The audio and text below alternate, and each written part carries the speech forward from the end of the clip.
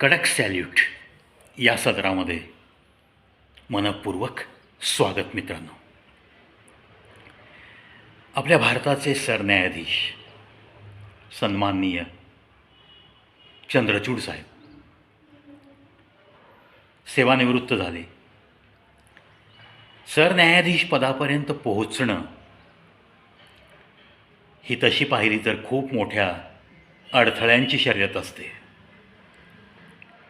तिथपर्यंत पोहोचून व्यवस्थित आपला कार्यकाल पूर्ण करणं, गाजवणं, खूप साऱ्या लँडमार्क जजमेंट्स देण्याचा वाव मिळणं, या सगळ्या गोष्टी खरोखर महत्त्वाच्या ठरतात.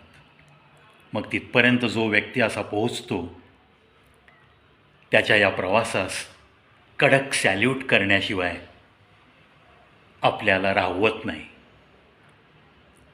कारण हा प्रवास नक्की कसा असतो याची थोडीफार माहिती असणारा मी एक व्यक्ती आहे. आणि म्हणूनच आजचा हा एपिसोड. चंद्रचूड साहेब सरन्यायाधीश पदावरून आता सेवानिवृत्त झाले. एक सेवानिवृत्तीचं चांगलं आयुष्य त्यांचं नक्कीच सुरू झालं आहे. 2 मुलं असलेली ही सरन्यायाधीश पदावरची व्यक्ती. एक मुलगा परदेशात आपलं नाव कमावतो आहे आणि दुसरा मुलगा हायकोर्टमध्ये प्रॅक्टिस करतो आहे ॲडव्होकेट म्हणून. म्हणजेच त्यांच्याच क्षेत्रात आहे. आता या संसारवेलीवरती फुललेली ही 2 फुलं यथोचित मार्गी लागली आहेत. सरन्यायाधीश पद यांना मिळालं आहे. एक सुंदर जीवन रिटायर झाल्यानंतर आरामशीर जीवन जगू शकले असते. परंतु कडक सॅल्यूट या सदरामध्ये आज हे नमूद करण्याची गरज का निर्माण झाली, मला का वाटतं हा भाग लोकांपर्यंत पोचवावा, म्हणून या चंद्रचूड दाम्पत्याला सर्वप्रथम प्रवीचे करोडो नमन. काय केलं आहे त्यांनी? स्वतःची 2 मुलं व्यवस्थित सेटल झालेली असताना फिजिकली आणि मेंटली रिटार्डेड 2 मुली त्यांनी दत्तक घेतल्यात. त्यांचा सांभाळ करतायत ते.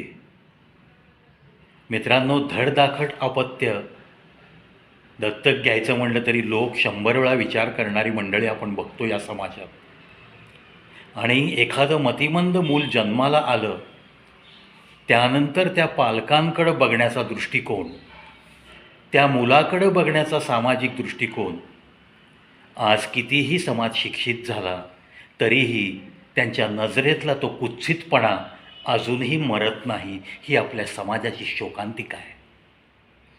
अशा पार्श्वभूमीवर एखादा सरन्यायाधीश पदापर्यंत पोचलेला व्यक्ती आणि त्याला साथ देणारी त्याची अर्धांगिनी अशा 2 मुलींचा सांभाळ करण्याचं वचन देतात, आपल्या घरी घेऊन येतात आणि त्यांचा उत्कृष्टरित्या सांभाळ चालू आहे. म्हणजे बघा मित्रांनो, देवाने ज्या 2 मुलींना या पृथ्वीवर जन्माला घालताना सर्व काही हिरावून घेतलं, त्यांच्या नशिबात असं पालकत्व पण दिलं. काय त्या देवाची काय किमया आणि काय हा नशिबाचा भाग, हा प्रश्नही डोळ्यासमोर नक्की उभा राहतो. चंद्रचूड साहेबांना सेवानिवृत्तीच्या आयुष्यानंतर जो काही त्यांनी हा निर्णय आधीच घेतलेला आहे, पण आता ते निवांतपणे या 2 मुलींनासुद्धा वेळ देऊ शकणार आहेत. तर त्यांच्या या महान कार्यास मी तर म्हणतो देव त्यांना ताकद नक्कीच देणार आहे. आणि तुम्ही आम्हीसुद्धा सर्वांनी या उपक्रमाकडे एक आदर्श उपक्रम म्हणून पाहायला काहीच हरकत नाही. आणि मन भरून त्यांना सर्वांनी शुभेच्छा देण्याससुद्धा काहीच हरकत नाही. म्हणूनच मी तर म्हणतो प्रत्येक भारतवासियांच्या चंद्रचूड साहेबांना लाख लाख शुभेच्छा. असा हा आदर्श निर्णय घेणारा एक आदर्श भारतीय. मित्रांनो, खरं सांगू का, तर हे वर्णन करताना माझं मन भरून आलं आहे.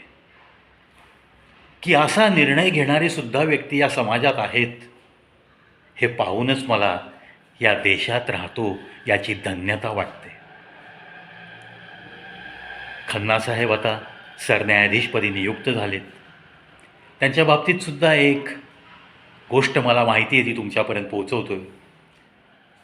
या घराण्यातला हा दुसरा सरन्यायाधीश असं म्हणता आलं असतं आपल्याला, परंतु या क्षेत्रातला, त्यांच्या घरातला हा दुसरा व्यक्ती असं सांगतोय मी तुम्हाला. आणि एक गोष्ट नमूद करतो की खन्नासाहेबांचे काकासुद्धा सुप्रीम कोर्ट जज होते आणि त्यांचा चान्स सरन्यायाधीश या पदाचा त्यावेळेचं जे काही सरकार होतं, इंदिरा गांधींचं सरकार, त्या काळात तो चान्स हिरावून घेतला गेला असं मला समजतं.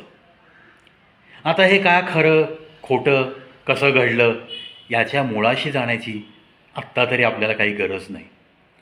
पण ज्या सुप्रीम कोर्टमध्ये आपल्या काकांनीसुद्धा सेवा दिली, त्याच सुप्रीम कोर्टचा आपण सरन्यायाधीश होतोय भारताचा, हा एक अभिमानास्पद क्षण. आणि मग त्यावेळेस काका ज्या क्षणापासून वंचित राहिले, तो क्षण या पुतण्याला नक्की मिळाला आहे, म्हणून हा एक आनंदाचा क्षण. त्याचप्रमाणे चंद्रचूड साहेबांचं पण होतं. त्यांचे वडीलसुद्धा याच क्षेत्रात होते. म्हणजे हा योग किती दुर्मिळ योग आहे ना. असे आपल्या भारत देशात घडलेले काही योग क्रिकेटमध्ये सुद्धा घडलेत की दोन बंधूंनी आपल्या देशासाठी योगदान दिलं आहे. टेस्ट क्रिकेटर मोहिंदर अमरनाथ आणि सुरिंदर अमरनाथ.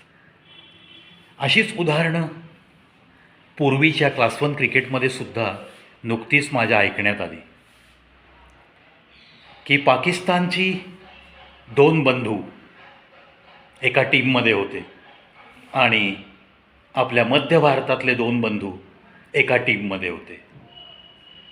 असे काही दुर्मिळ घडलेल्या घटना ज्या मला माहिती आहेत, त्या तुमच्या मनापर्यंत पोहोचवताना मला होणारा आनंद हा काही वेगळाच असतो.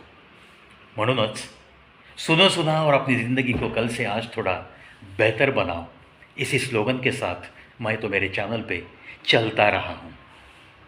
पुन्हा एकदा चंद्रचूड साहेबांना सेवानिवृत्तीनंतरच्या आयुष्यासाठी लाख लाख शुभेच्छा. त्यांनी जो काही निर्णय घेतला आहे, मेंटली रिटार्डेड, मतिमंद आणि गतिमंद दोन मुली यांचा सांभाळ करण्याचा त्यांनी ठरवलं आहे आणि त्यानुसार त्यांच्यासोबत ते राहत आहेत.